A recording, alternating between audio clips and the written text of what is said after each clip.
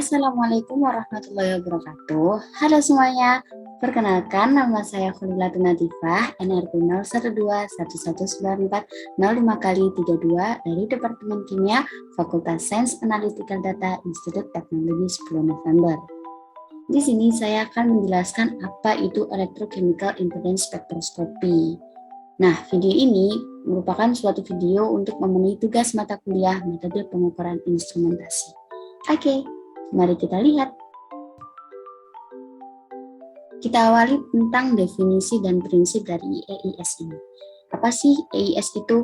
Electrochemical Impedance Spectroscopy itu merupakan teknik karakterisasi yang sangat sensitif yang digunakan untuk menetapkan respon listrik pada suatu sistem kimia. Potensiostat menetapkan potensial sinusoidal atau arus sinusoidal ke suatu sistem elektrokimia, kemudian kita bisa mengukur berapa sih arus sinusoidal atau potensial sinusoidal yang sesuai. EIS ini mencirikan suatu respon waktu sistem kimia dengan menggunakan tegangan arus bolak-balik atau AC dengan amplitudo rendah pada rentang frekuensi tertentu. Selanjutnya kita akan bahas skema alat dan bagaimana sih cara kerjanya. Jadi pada EIS ini menggunakan pengaturan elektroda yang terdiri dari elektroda reference, elektroda kerja, dan elektroda counter. Di sini terdapat suatu larutan elektrokimia, kemudian dicelupkan ke dalamnya 3 jenis elektroda tadi, ada elektroda kerja, terus elektroda counter, dan elektroda reference atau elektroda pembanding. Misalnya kita mengukur korosi. Nah, pada suatu baja, di elektroda workingnya, elektroda kerjanya itu akan ada plat sampelnya yang nanti akan bereaksi dengan elektrolitnya. Elektroda ini dicelupkan ke dalam suatu wadah yang diusahakan wadahnya itu tidak bersifat konduktor sehingga tidak terjadi reaksi dengan ion-ion yang ada di dalamnya, sehingga kalau bisa menggunakan bahan yang bersifat isolator seperti kaca atau plastik. Nah, ketiga elektroda ini dihubungkan dengan suatu potensiostat yang telah kita atur, yaitu dengan EIS ini, yang mana prinsip kerja dari potensiostat ini, pasangan elektroda kerja dan elektroda pembanding itu akan mengukur berapa nilai potensial selnya. Nah, pada saat yang bersamaan, elektroda kerja dan elektroda bantu akan mengukur arus, misalnya arus lama korosi. Data luaran hasil pengukuran itu berupa analog yang diubah ke dalam bentuk digital melalui interface dan diproses oleh suatu komputer menggunakan program, misalnya menggunakan program Voltalab Master. Nah, sebelum dilakukan pengukuran, sel elektrokimia ini dibiarkan beberapa lama agar terjadi interaksi antar muka elektroda dengan larutan uji untuk mencapai keadaan yang pas atau steady state. Tercapainya keadaan ini ditunjukkan oleh nilai open circuit potensial yang menyatakan hubungan potensial sel sebagai fungsi waktu yang relatif konstan. Jika nilai potensial selnya telah menunjukkan harga yang relatif konstan, maka potensiostat dapat digunakan untuk pengukuran proses korosi. Data yang diperoleh dari pengukuran secara EIS ini berupa spektra impedansi. Jadi yang ada di komputer ini datanya itu berupa data spektra impedansi yang disajikan dalam bentuk biasanya itu Nyquist plot. Spektra ini selanjutnya diproses dan menggunakan regresi lingkaran untuk memperoleh besaran-besaran yang berkaitan dengan sifat-sifat kelistrikan antarmuka, yaitu misalnya tahanan larutan, RS, tahanan transfer muatan, RCT, atau kapasitas rangkap listrik atau biasa dikenal dengan CDL. EIS ini digunakan untuk menentukan impedansi pada suatu sistem. Dari sini kita akan mendapatkan nilai resistansinya. Nah, setelah kita dapat nilai resistansinya, kita akan dapat mencari berapa sih nilai konduktivitas suatu bahan tersebut. EIS ini kan untuk mengukur suatu impedansi. Apa sih impedansi itu? Impedansi itu merupakan kemampuan sirkuit untuk melawan aliran arus listrik atau resistansi dalam suatu arus bolak-balik atau dalam sistem potensial bolak-balik. Nah, kita anggap sistem yang kita punya ini EIS. Kita lihat bagaimana sih responnya jika diberikan suatu potensial atau arus bolak-balik dengan rentang frekuensi tertentu. Kita lihatlah outputnya, berapa arusnya, berapa potensialnya. Outputannya inilah yang nanti kita dapatkan berupa impedance. Mana rumus dari potensial dalam fungsi waktu merupakan sama dengan E0 sin omega t, sedangkan outputnya arus dalam fungsi waktu sama dengan I0 sin omega t.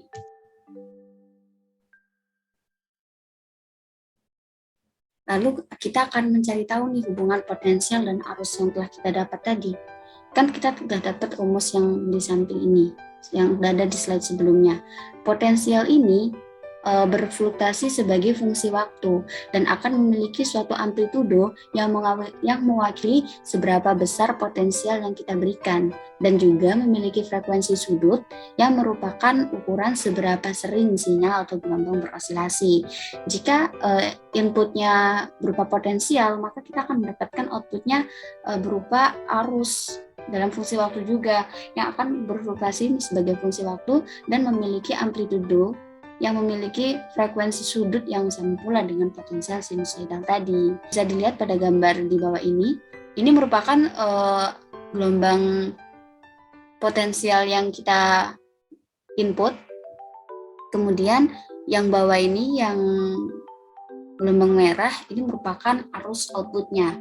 Nah, arus sinusoidal output ini dapat diimbangi dengan dari potensial sinusoidal sebagai pergeseran fasa atau sudut fasa. Jadi antara potensial dan arus ini itu tidak sama grafiknya, sehingga terjadi sedikit pergeseran yang disebut sebagai sudut fasa. Sehingga rumus arus dalam fungsi waktunya itu sama dengan I0 sin omega t min psi, yang mana ini merupakan sudut fasa.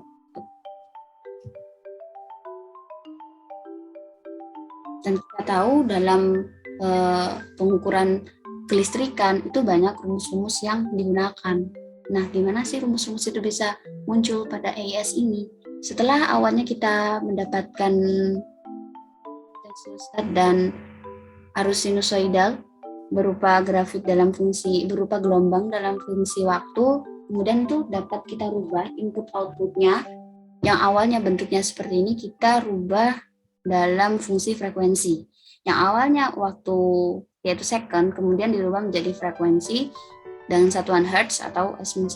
Telah kita singgung sebelumnya bahwa AES ini tuh menggunakan arus bolak-balik dalam hukum Ohm, di mana dalam sistem rangkaian DC atau arus searah, resistensi ini merupakan potensial dibagi dengan arus.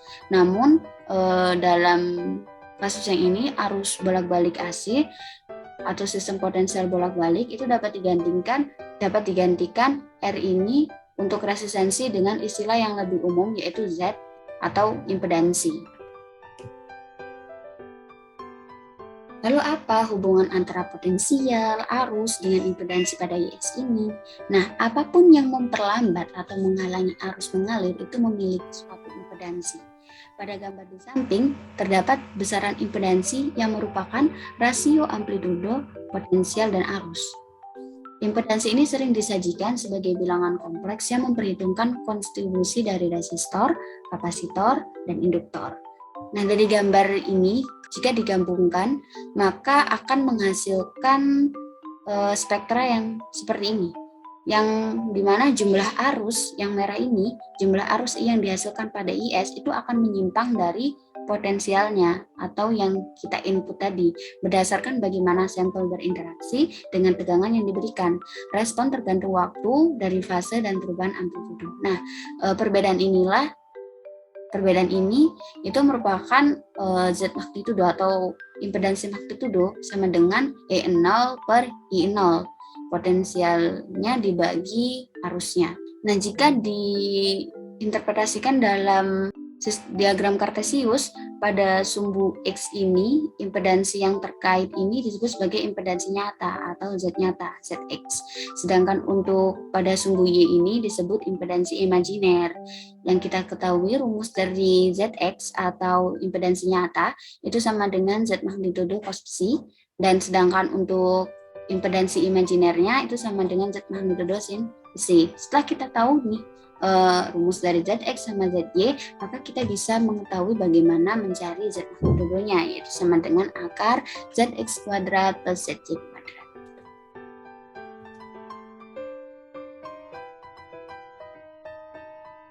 Kemudian kita akan bahas rangkaian. Terus apa hubungannya EIS dengan rangkaian ini? Nah, hubungan antara rangkaian dengan EIS ini ada hubungannya dengan plot yang dihasilkan pada EIS, yang mana akan kita bahas pada slide setelah ini. Sebenarnya kita bahas dulu rangkaiannya. EIS ini digunakan untuk menentukan parameter kinetika elektriknya yang berkaitan dengan kelistrikannya. Seperti tadi yang telah disebutkan, ada kapasitansi, tahanan, dan induktansi. Elemen rangkaian itu digunakan untuk menggambarkan impedansi dalam sistem EIS. Hubungan antara nilai ekivalen rangkaian dan impedansi tercantum pada tabel di bawah ini. Ini resistornya, induktornya, kapasitor, yang hubungannya dengan impedans. Model analog rangkaian yang paling umum adalah cell Reynolds. Pada EIS dapat menentukan sejumlah parameter yang berkaitan dengan kinetika elektrokimia tersebut di dalam tahanan polarisasi.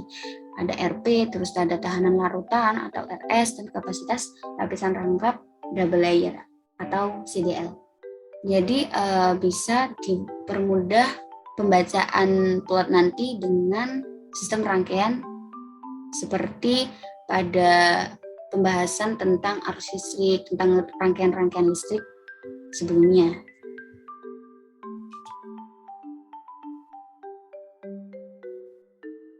Dalam rangkaian tadi kan kita akhirnya mengetahui RS-nya, RP-nya, atau RD, CT, terus CDL-nya. Nah, hubungan antar besarannya ini tuh seperti apa? Jadi kan ada RS. RS ini merupakan tahanan larutan. Kemudian untuk rumus RCT-nya itu sama dengan RT per NF I0. I0 ini arusnya, misalnya kita mengukur korosi, ya ini arus korosinya. Kemudian CDL, ini kapasitas rangkap listriknya, itu sama dengan 1 per 2Pi F max, F ini frekuensi, kali RCT, yaitu tahanan transmuatan. Jika dihubungkan dengan impedansi, maka hubungannya sama dengan RS ditambah RD atau bisa juga ini RCT dibagi 2Pi F max RCT CDL kali pangkat X. Kemudian kita bisa mencari persamaan efisiensi inhibisi, yang mana persen efisiensi inhibisi sama dengan RCT inhibitor minus RCT dibagi RCT inhibitor dikali 100%. RCT inhibitor ini merupakan hambatan transfer muatan dari logam dalam larutan dengan inhibitor, sedangkan RCT itu merupakan hambatan transfer muatan dari logam dalam larutan yang tanpa inhibitor.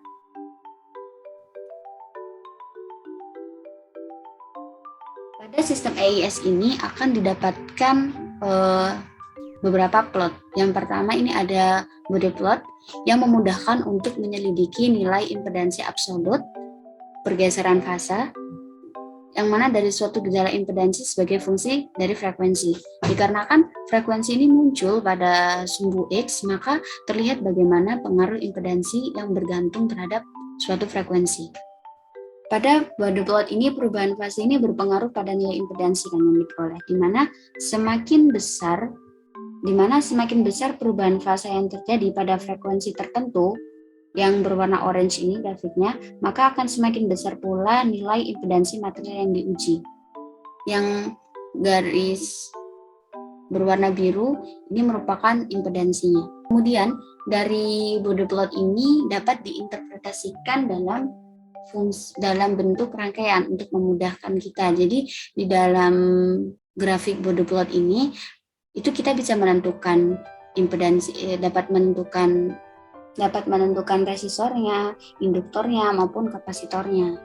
Nah, jika plot impedansi imajinernya ini negatif pada sumbu Y dan impedansi nyatanya ini pada sumbu X, maka kita akan mendapatkan apa yang disebut sebagai Nyquist plot. Perbedaan pada body plot sama Nyquist plot ini, kalau body plot frekuensinya itu eksplisit, sedangkan pada Nyquist plot itu frekuensinya itu tidak terlalu jelas. sekarang kita akan coba membaca tentang Nyquist plot. Nyquist plot ini sering digunakan untuk mengevaluasi data impedansi elektrokimia. Dalam plot ini, data impedansi nyata digambarkan plot Nyquist memanfaatkan komponen listrik yang dibuat oleh rangkaian ekivalen untuk mengkarakterisasi ketergantungan frekuensi dari respon impedansi. Pada intercept frekuensi tinggi atau di dekat asal plot, nilai sumbu nyata memberikan resistensi solusi. Intercept frekuensi rendah dari sumbu nyata memberikan penjumlahan dari resistensi polarisasi dan resistensi solusi. Oleh karena itu, diameter setengah lingkaran akan sama dengan resistensi polarisasi. Nah, sekarang saya akan menjelaskan tentang hubungan atau menginterpretasi antara Nyquist plot dengan sistem rangkaian yang telah kita bahas sebelumnya. Pada gambar di sebelah kiri ini merupakan gambaran model sirkuit sistem elektrokimia suatu logam yang tercelup dalam suatu larutan elektrolit. Pada bagian yang A, itu menunjukkan bahwa antar muka logam dengan larutan terdapat tahanan polarisasi atau RP, sedangkan pada gambar B ini menunjukkan adanya hambatan transfer muatan atau RCT dan hambatan difusi atau RD yang mana antara RCT, RD, terus RP ini tersusun paralel dengan lapisan rangkap listrik atau CDL atau kapasitansi lapis rangkap tadi, dan terhubung secara seri dengan hambatan listrik larutan atau RS. Nah, kita bisa tahu mana RS, mana RP, mana RD. Kalau RS itu yang di RS muncul jika semicircle-nya, awal ujung semicircle-nya itu tidak di titik 0,0. Jika semicircle-nya itu dari titik 0,0, maka itu tidak terdapat RS, melainkan kalau misalnya di sini di gambar A ini berupa RP atau tahanan polarisasi, sedangkan ini terdapat space, jadi tidak di titik 0,0 sehingga ini merupakan RS dan ini merupakan RP. Nah, jika untuk mempermudah perhitungan dibuatlah suatu sistem rangkaian.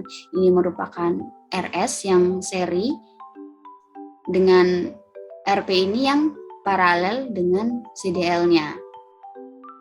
Sedangkan untuk yang di gambar B ini juga terdapat RS karena tidak dari titik 0,0 dan terdapat dua semicircle. Yang mana yang semicircle yang ini merupakan RCT, yaitu hambatan transfer muatan, kemudian yang ini merupakan hambatan difusinya. Jadi di sini ada RCT dan RD yang diparalel dengan CDL, dan ini kemudian diseri dengan RS-nya atau hambatan listrik larutannya. Semicircle yang dihasilkan pada Nyquist plot ini akan dapat mengetahui nilai impedansinya. Semakin tinggi dari gambar ini kita akan mengetahui nilai impedansinya. Jika kan kalau di sini hanya terdapat satu semicircle, jika misalnya ada lebih dari satu, misalnya yang satunya itu di sini, itu berarti ini memiliki impedansi yang lebih besar dari semicircle yang ini, karena semakin tinggi nilai impedansinya. Suatu material yang memiliki hambatan atau impedansi yang tinggi, maka akan semakin sulit untuk menghantarkan arus listrik. Akibatnya jika kita mengukur korosi, itu materialnya itu sulit untuk mengalami korosi. Kemudian selanjutnya kita akan membahas tentang penggunaan dari EES ini. Digunakan kapan saja dan dalam bidang apa saja. EES ini banyak digunakan dalam korosi, dalam coating atau pelapisan, terus dalam baterai, electrodeposition, elektroorganik sintesis, semikonduktor yang diaplikasikan untuk berbagai macam hal. Misalnya untuk predetermination, inhibitor and coating, misalnya dalam baterai ini untuk state of charge, terus material selection-nya, electrodesign, dan lain sebagainya. Di sini saya mengambil satu contoh pada suatu jurnal yang membahas tentang pengaruh komposisi atau penambahan glisin pada proses sintesis anoda Fe2O3 untuk aplikasi baterai litium. Di sini saya mengambil bagian yang pengujian EIS dengan menghasilkan plot Nyquist pada elektroda Fe2O3 dengan penambahan 12 mmol glisin. Dari plot Nyquist ini dapat dilihat bahwa sampel anoda Fe2O3 yang non-coating yang berwarna merah titik-titiknya ini dengan penambahan 12 mmol glisin ini memiliki pola semicircle yang lebih sempit jika dibandingkan dengan yang di-coating dengan glisin. Yang mana hal ini mengindikasikan bahwa impedansi sampel yang di-coating dengan glisin ini memiliki impedansi yang lebih besar karena posisi semicircle-nya lebih tinggi jika dibandingkan yang non-coating. Ukuran lebar dari hambatan charge transfer ini menentukan nilai konduktivitas listrik pada suatu baterai. Semakin sempit plotnya, maka nilai konduktivitas listriknya itu akan semakin besar.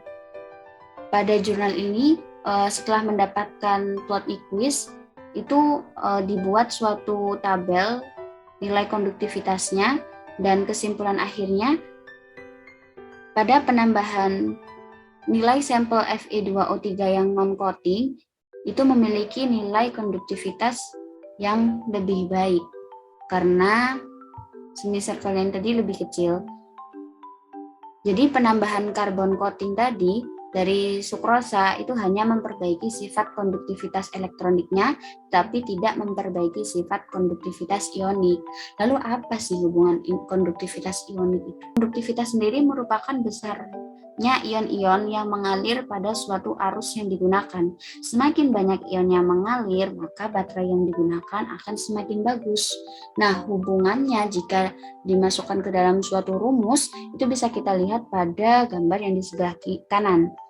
Jadi konduktivitas itu sama dengan L, ini merupakan panjang bahan, dibagi R, resistansi elektriknya, kemudian dikalikan A, yaitu luas area bahannya. Setelah diketahui nilai konduktivitasnya dalam suatu pengukuran baterai, kita jadi bisa tahu apakah baterai yang kita buat itu bagus atau tidak. Demikian penjelasan yang dapat saya sampaikan mengenai EIS. Semoga bermanfaat untuk kita semua, dan apabila ada salah kata, saya mohon maaf yang sebesar-besarnya. Wassalamualaikum warahmatullahi wabarakatuh. Terima kasih.